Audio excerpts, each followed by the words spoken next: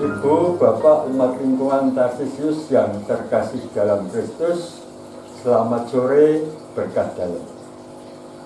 Mari kita masuki renungan bulan Katekese liturgi hari yang ke-16 ini bermusik liturgi. Untuk itu marilah Bapak Ibu kita membuat tanda kemenangan Tuhan Yesus.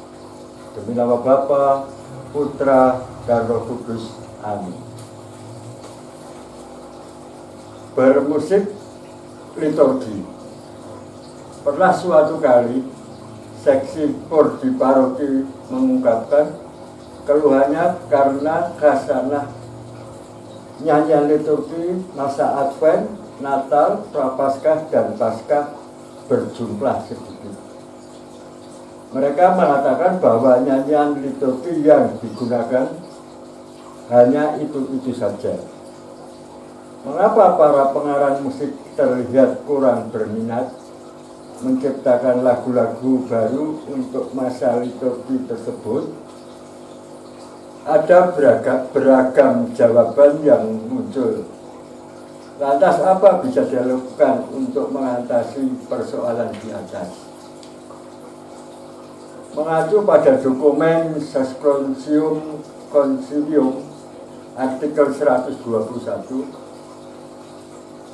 Bapak Konsili memanggil para seniman musik untuk mengembangkan musik liturgi dan memperkaya khasanahnya, termasuk dengan berbekal kekayaan budaya di masing-masing daerah di Indonesia.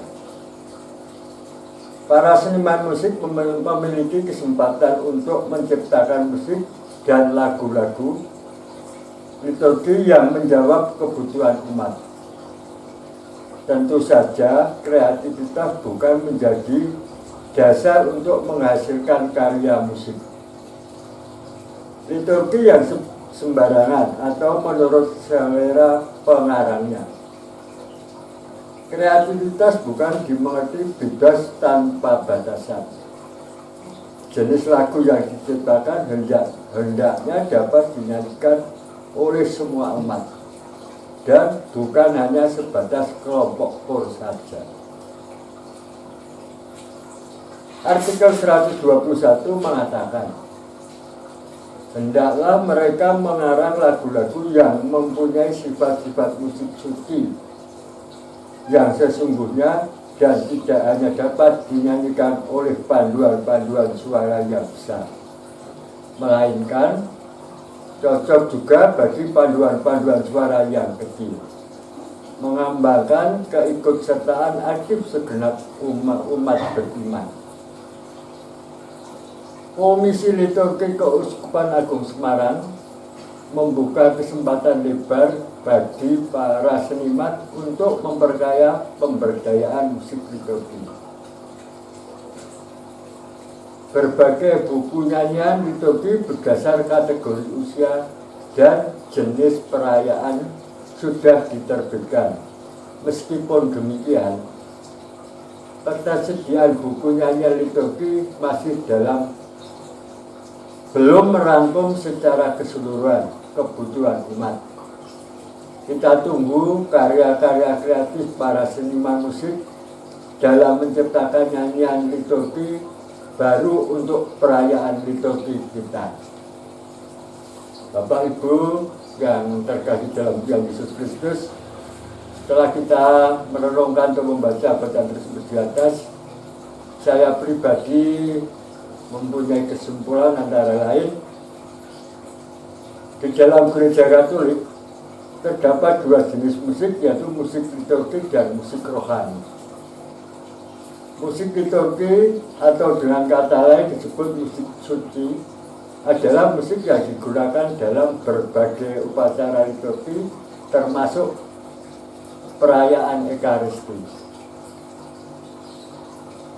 Yang termasuk dalam musik liturgi adalah nyanyian Gregorian, nyanyian poli-poli suci.